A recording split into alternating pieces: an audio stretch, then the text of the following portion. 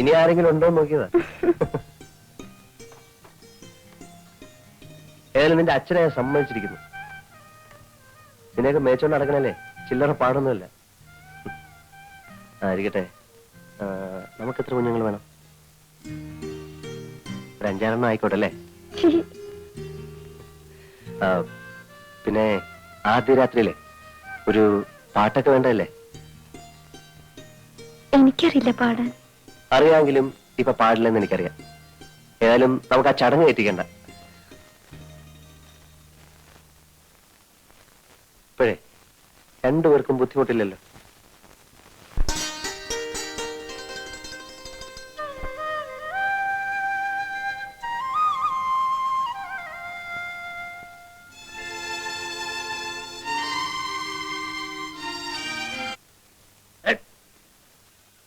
ഒന്ന് പുറത്തേക്ക് ഇറങ്ങി വന്നാട്ടെ, ഇറങ്ങി വരണം. ഞാൻ നോട്ടെ.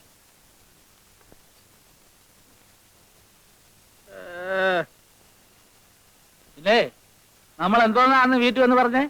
ഒച്ചയും ബഹളവും കാരണം അയലോക്കത്തുകാർക്ക് ഉറങ്ങാൻ പറ്റുന്നില്ല എന്നല്ലേ? ഞാൻ എന്റെ ഭാര്യയോട് ശാലം കൊച്ചു വർത്താനം പറഞ്ഞപ്പം അത് വലിയ ബുദ്ധിമുട്ടായി. നിങ്ങൾക്ക് ഇവിടെ പാതിരാത്രിക്ക് മൈക്ക് സെറ്റ് വെച്ച് പാട്ട് പാടാം അല്ലേ? ഞങ്ങളോ കല്യാണം കഴിച്ചവരാ, പക്ഷെ ഞങ്ങളാരും ഇതുവരെ പാട്ട് വെച്ച് സഞ്ചരിച്ചിട്ടില്ല. മനസ്സിലായില്ലേ?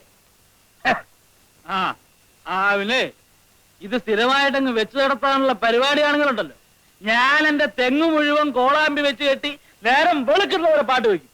മനസ്സിലായോ? തെറിപ്പാട്ട്. ഒരു പുതുമണവാളം വന്നിരിക്കുന്നു.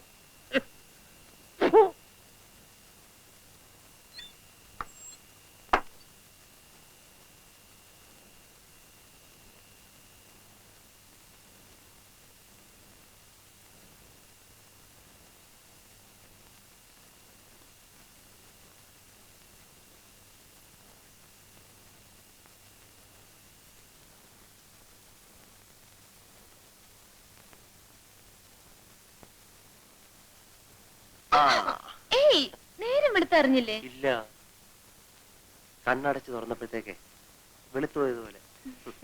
അവിടെ ഇരുന്നേ. ഞാനൊരു സൂത്രം കാണിച്ചേട്ടെ. എന്താ?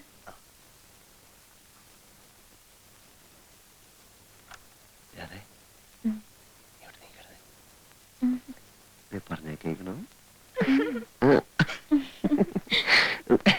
എനിക്ക്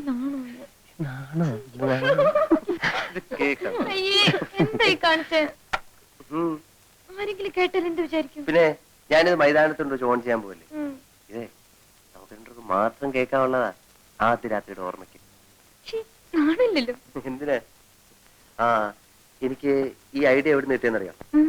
ഒരു നോവൽ വായിച്ചപ്പോഴാ. അന്നേ ഞാൻ എന്റെ മനസ്സിൽ തീരുമാനിച്ചു, എന്റെ ആദ്യ രാത്രിയുടെ സംഭാഷണങ്ങൾ ടേപ്പ് ചെയ്ത് വെക്കുന്നു. എന്തിനാന്നറിയാം? എന്തിനാ? വർഷങ്ങൾ കഴിയുമ്പോൾ നമുക്കിത് ഇട്ട് കേൾക്കാൻ. വർഷങ്ങൾ കഴിയുന്നപ്പോഴാ നീ ഒരു കിഴവിയും ഞാൻ ഒരു കിഴവനും ആവുമ്പോ അന്ന് നമ്മൾ രണ്ടുപേരും പല്ലില്ലാത്ത മോണ കാട്ടിച്ചിരിക്കും. നമ്മൾ എപ്പോഴാ വിനുവേട്ടന്റെ വീട്ടിൽ പോകുന്നത്? വിനുവേട്ടന്റെ വീട്ടിലേക്ക്? എറണാകുളത്ത്? എറണാകുളത്തേക്കൊന്നും നമ്മൾ പോകുന്നില്ല. വീട്ടിലറിഞ്ഞ ഈ കല്യാണത്തിന് സമ്മതിക്കത്തില്ല. അവര് വേറെ ഏതാണ്ട് പെണ്ണെ നോക്കി വെച്ചിരിക്കുക. അതുകൊണ്ട് ഞാനും ബാബുവും കൂടെ സൂത്രത്തിൽ നമ്മുടെ കല്യാണം നടത്തിയല്ലേ. അപ്പൊ അച്ഛനോട് പറഞ്ഞല്ലോ, ആര് കല്യാണം കഴിച്ചാലും വിനുവേട്ടന്റെ അച്ഛനും അമ്മയ്ക്ക് സന്തോഷമാണെന്ന്. അയ്യോ, അതൊക്കെ ബാബു തട്ടിവിടുന്നതല്ലേ. അവൻ എന്നെ പോലൊന്നും അല്ല. മുഖത്ത് നോക്കി കള്ളം പറയാൻ യാതൊരു മടിയില്ല. ഞാൻ നിന്നെ കൊണ്ട് അങ്ങോട്ട് ചെന്നാലേ അവരെന്നെ വീട്ടിൽ നിന്ന് ഇറക്കി വിടും. എനിക്ക് വിനുവേട്ടന്റെ വീട്ടിൽ പോണം. ഇടി പെണ്ണെ, നീ ഇങ്ങോട്ട് നോക്കി. ഇതല്ലേ നമ്മുടെ വീട്. നമുക്ക് കുറച്ച് കഴിയുമ്പം ആ പുഴയോരത്ത് കുറച്ച് സ്ഥലം വാങ്ങിച്ച് ഒരു കൊച്ചു വീട് വെക്കണം. ഞാനില്ല അതിനൊന്നും. പിന്നെ എനിക്ക് വിനുവേട്ടന്റെ നാടാ ഇഷ്ടം. നമുക്ക് എത്രയും വേഗം ഇവിടുന്ന് പോണം. പോയിട്ട് പട്ടണത്തിലൊരു ജോലി വാങ്ങണം. എന്നിട്ട് നമുക്ക് അവിടെ കഴിയാം. നീ എന്താ ഈ പറയുന്നത്? ഭാരതത്തിന്റെ ആത്മാവ് എവിടാ നിനക്കറിയാം? എവിടെയായാലും ഈ നാട്ടിൻപുറത്തുനിന്ന് പോണം നമുക്ക്.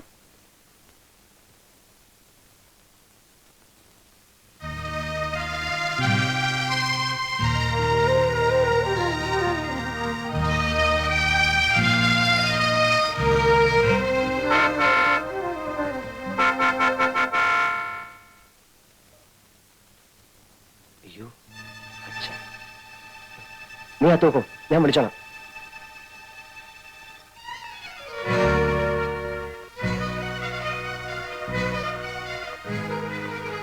ഈ കുടിലാണോ നിന്റെ താമസം? അല്ല, അച്ഛനും അമ്മയും പെട്ടെന്ന് ഇങ്ങോട്ട് വരാൻ.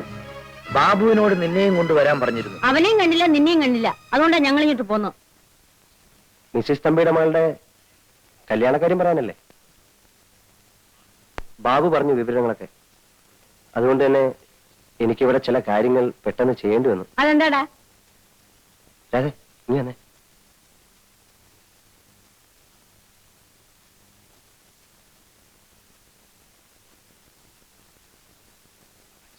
അച്ഛനും അമ്മയും ക്ഷമിക്കണം.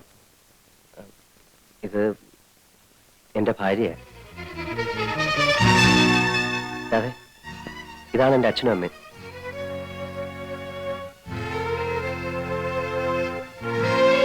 കല്യാണം കഴിക്കുന്നെങ്കിൽ അതൊരു നാടൻ പെൺകുട്ടിയായിരിക്കണമെന്ന് എനിക്ക് നിർബന്ധം ഉണ്ടായിരുന്നു. നിങ്ങളോട് ആലോചിച്ചാൽ അത് നടക്കില്ലെന്നറിയാം. രാധേ, അച്ഛൻ്റെ അമ്മയുടെ കാര്യം സംസാരിക്കും.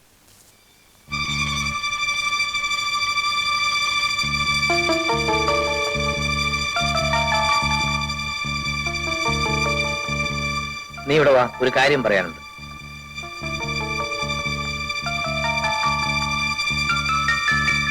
ശകനകുട്ടി,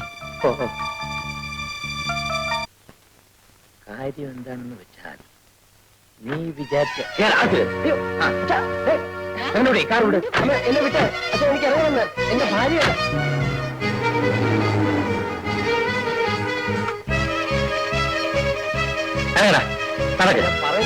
നീ ഒരു ഗ്രാമസേവകൻ.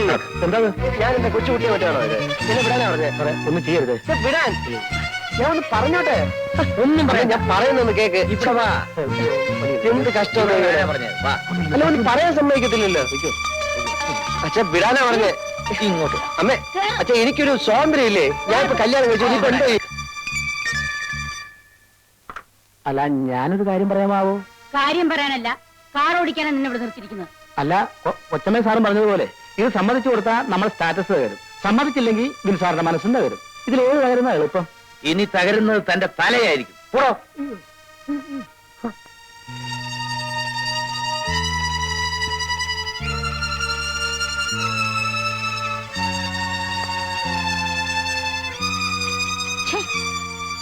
ഒരു പെണ്ണിനെ കണ്ട തല നിവർത്തി നടക്കാത്തവൻ അവൻ.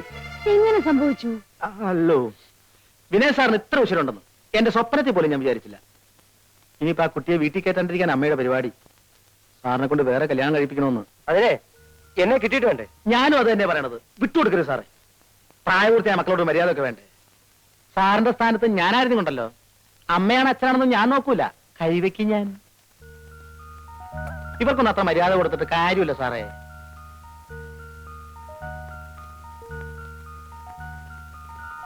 ഞാൻ ആ സമയത്തോടെ ഉണ്ടായിരുന്നെങ്കിൽ ഇങ്ങനെ ഒന്നും വരില്ലായിരുന്നു. ഡാഡിയും മമ്മിയും വലിയ ബുദ്ധി ഉപയോഗിച്ചതാ. ഏതായാലും അവരുടെ മകനായ എനിക്കും ആ ബുദ്ധി കുറച്ച് കിട്ടുമല്ലോ. ചേച്ചി ധൈര്യമായിരിക്കും, ഞാൻ എല്ലാം ശരിയാക്കാം.